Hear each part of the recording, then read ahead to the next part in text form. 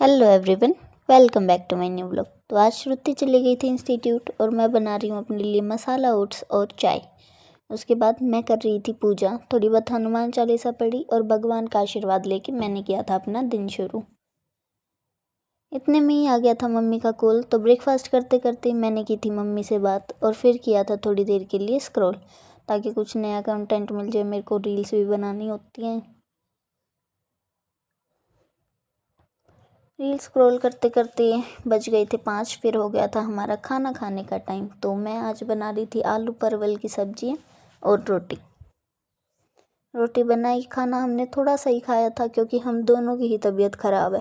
थोड़ा सा खाना खाया और फिर दवाई ली के मेरा टाइम पास नहीं हो रहा था, तो मैं पहन रही थी साड़ी ताकि अच्छे से पहननी आ जाए, मेरे को तब तक पहननी हो। तो आज का ये था मेरा व्लॉग। मिलते हैं आपको अगले व्लॉग में, तब तक के लिए bye bye. Like comment subscribe करना।